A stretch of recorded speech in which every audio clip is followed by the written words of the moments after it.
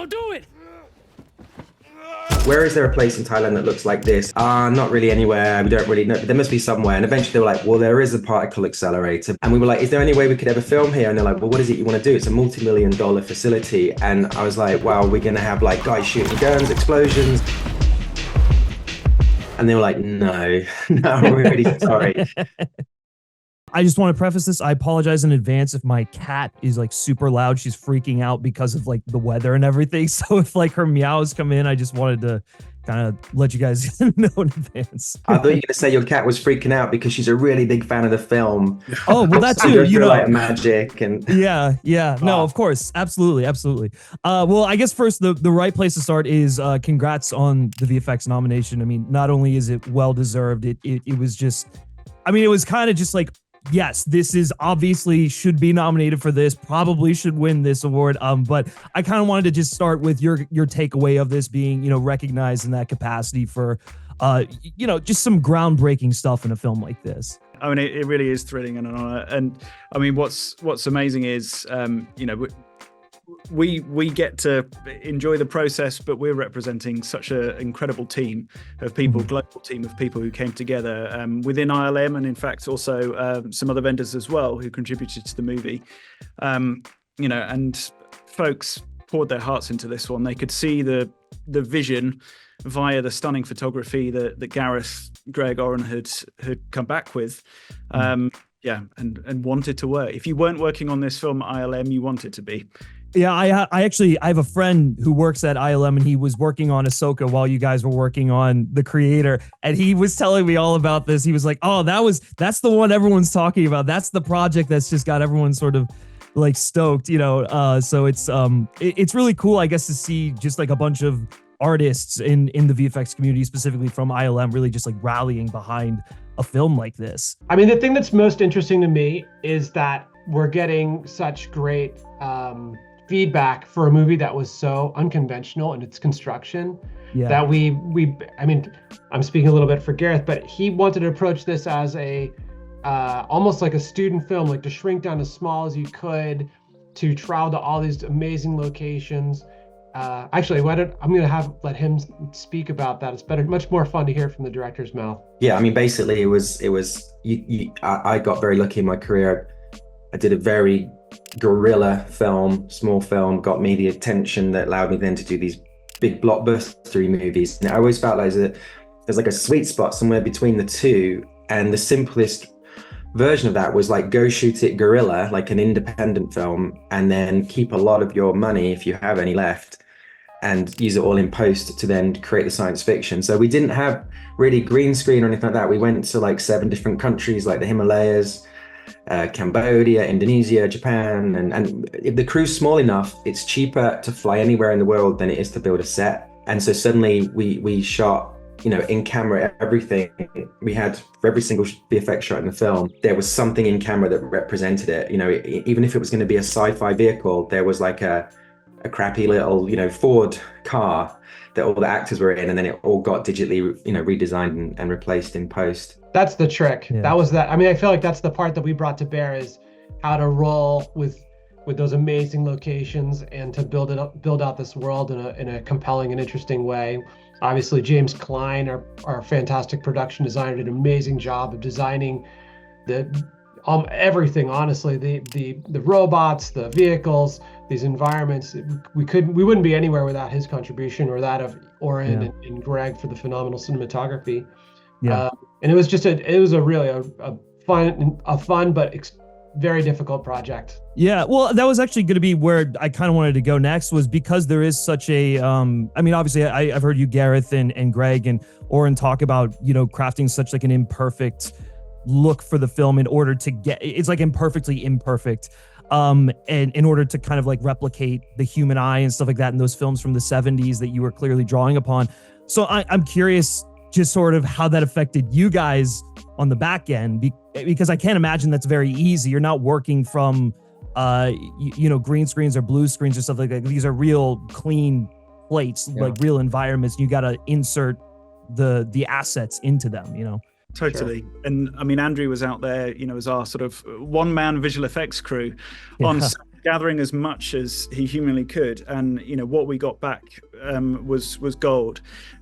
But there was also a lot of detective work then, piecing that together, looking at the plates and trying to fill perhaps some of the gaps that other projects, larger on shoot presence, we would come back with. So our artists were looking for all the cues in plate, subtleties of the lighting. For instance, we've got our simulant characters with the negative space and all the mech in the head. So how can we reconstruct a very localized lighting environment for sitting in that effects work there? So we're looking at all the subtle bounce, red off Alfie's collar and cream and little chrome pings from the badges. We're trying to think about light that might be coming through the hole in the head, that negative space as well, trying to construct this environment. And in many ways, if we had perhaps just had sort of an HDRI, I don't think we would have ever been lazy, let's say, but we would have leaned on that very heavily. But because we sort of maybe had that sparingly, and we're already in the zone of piecing together this sort of intricate lighting information, by eye, in very old school methods, really, we were already in that zone of really trying to get the tight integration in our very bespoke setup. And, we had to do it across so many different assets, props, vehicles, sets along the way too. We've become pretty good cheaters, is the short version of it. And it's not even that we're trying to get lighting reference that's exactly what it would have been on the day. This is a movie, and we're trying to create compelling images. So sometimes not having exactly the right lighting reference frees us in a way that gets better images.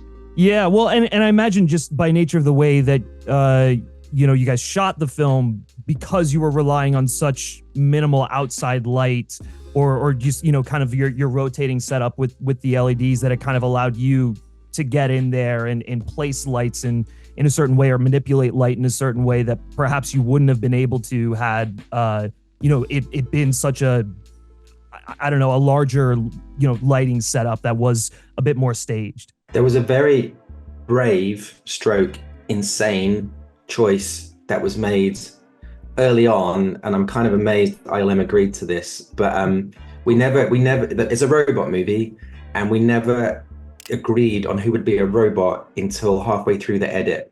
So when we were on set, basically on all these movies, what happens is you go, they're a robot, they're a robot, they're a robot, and they have to put those silly pajamas on with all the dots on. And then you're stuck with it. Like, you cut the scene together and suddenly you go, the guy that's going to cost like thousands of dollars to turn into a robot is like out of focus and hardly noticeable. And the amazing performance of this guy, which would have been amazing as a robot, but it's not going to be now. And you get trapped in this bad result. And so we were like, look, the big downside is we won't have all this data and all these tracking markers.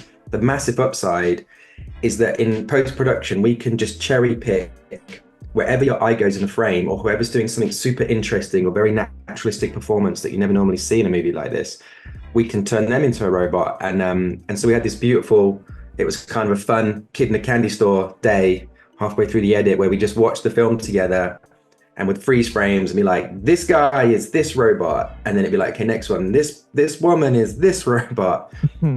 And we only had 7 different heads, robot heads, and every physical body of all the robots in the movie is the same body, but like your brain doesn't notice. You get away with kinds of stuff.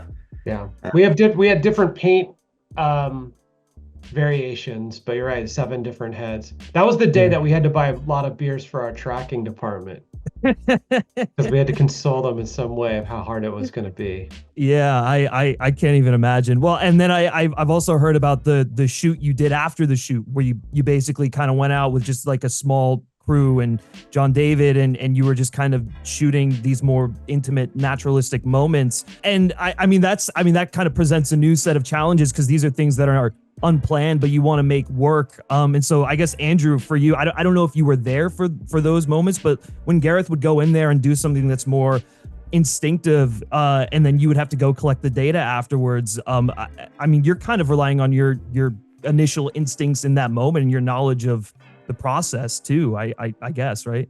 That's right. Yes. I had my background. I started as a 3D generalist, and then would be often the artist that receives material from on set and then tries to figure out, how to construct and build a scene from that. So that would be one thing that I would refer to is, if I can only get one thing from here, what would that be? And then I did my best to capture that. And then whether it was a HDRI or a clean plate or just tons of photo reference, then I would try and capture that. I think Gareth's familiarity with visual effects allowed him to be more bold with his framing and with his choices, knowing that, okay, we know that ILM and the rest of the vendors are going to be able to execute these shots. So there was a level of trust there in how he approached it. But for me, and how I kind of would watch Gareth, I would see, typically you would, in a typical film set, you're framing this way. This is your actor, that's your background, what the design is, and then you're going to do multiple takes, 4 or 5 takes until you're happy, and then you do the next setup and the camera's pointing in this other direction, and then you sort of rinse and repeat. An adjustment sort of pretty early I realized is that Gareth doesn't like to say cut. And so he will reset and have his actors just take it from the top again. But he's sort of moving around and he's hunting for that perfect angle to capture that moment between them. And so we might start off just looking over Alfie's shoulder towards John David, but then as he resets, Gareth's wandering around, and now they're in profile, and now they're behind John David looking at Alfie, and now it's sort of like a wider framing. And so the typical approach of, okay, well, this is my background and these are the things I'm going to capture, I had to sort of set that aside and just try and do a little bit more of a blanket, like, okay, let's just either follow Gareth and sort of take note of the areas where he was shooting, or when he was done, try and shoot some clean plates or try and do like a 360 to try and get main coverage of what he shot. This Gareth guy sounds like a nightmare. I mean, it's worth calling out the effort to take these plates perhaps without the full complement of data and get it to a level where we've hopefully got a really tight integration. There was a lot to do there, but on many projects, I think it's fair to say, having gone to those lengths and having put energies into an asset, you want to show it off. You want 50 shots of that thing. You want to fly through all angles. And it really wasn't like it here. And I think to Gareth's credit and the strength of the film, you get these glimpses of the world. You get these moments of that robot only ever seen once, and that scene. And it builds up this impression, this kind of residual impression that almost wherever you could point a camera, there would be things enriching this world. It just so happens we're on this particular narrative train, and that's taking us down this path. With one of the big conversations you get into a lot when you're handing over, like you're turning over shots to become visual effects, is everyone wants to understand what is it that's there, what's going on. And I think great science fiction, if you really went to the future, like 2070 or something, and shot a film and then came back in time and edited it, there'd be so many things visually you would see and you wouldn't have a clue what they were. There'd be giant buildings and little devices and vehicles, and people would say, what is that? And you go, I don't know, we didn't have time to ask, but it was there. And to me, if you understand, like if someone from 70 years ago came today, they wouldn't understand a lot of the things they're seeing. And so it's like, so you turn over and you say, there's this giant thing here, it looks like this, it's beautiful design by James Klein or something. And the first question from ILM is, okay, so what is that building? What does it do? And you'd be like, I have no idea. And and that was like a common answer. And it was like, no, we're not supposed to have an idea. Like that makes it real. You know what I mean?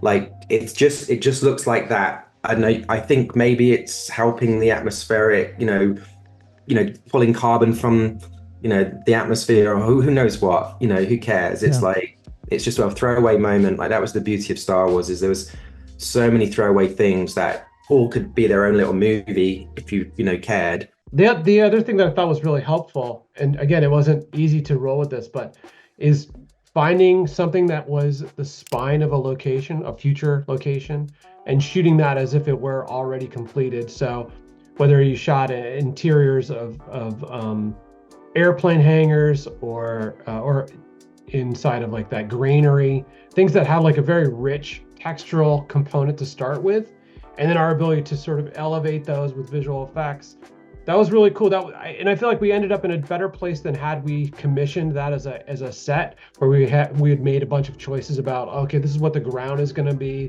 this is what those walls are going to be.